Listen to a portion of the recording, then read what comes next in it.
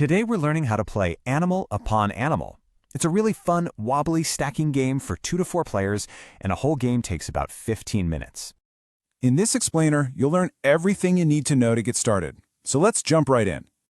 So what are you trying to do? Well, it's simple. The goal is to be the very first player to get rid of all your animals by stacking them up. Okay, before we can play, we gotta get the game set up. Don't worry, this will only take a second. First things first, take the crocodile and place it in the middle of the table. That's going to be the base of everything. Next, each player grabs a set of 7 different animals for their personal supply. And finally, you have to decide who goes first. The rules actually suggest the player with the steadiest hands gets to kick things off. Playing the game couldn't be easier. On your turn, you're just going to roll the die and then do whatever action it shows. All right, let's look at what you can roll. First up, you might get a side with just 1 dot.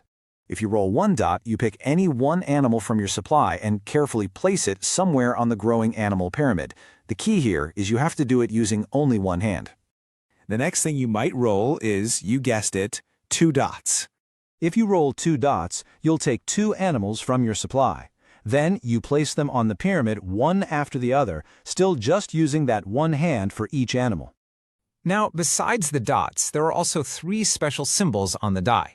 Let's start with the crocodile. When you roll the crocodile, you get to make the base bigger. You just take one of your animals and place it on the table so it's touching either the mouth or the tail of that starting crocodile. This makes the whole foundation wider, which can make things a little easier for everybody.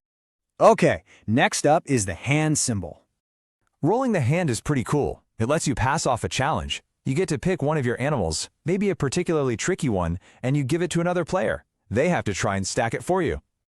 And the last symbol on the die is the question mark.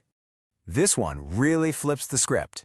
If you roll the question mark, all the other players get to look at your animals and decide together which one you have to stack. And trust me, they're probably going to pick your toughest one. So, now you know what to do on your turn. But how do you actually win? And, just as important, what happens when it all comes crashing down? Winning this game is super straightforward. The first player who successfully places their very last animal onto the pyramid wins. That's it. Game over. Of course, in a stacking game, things are going to get wobbly, and animals are bound to fall. So what's the penalty when the tower tumbles on your turn?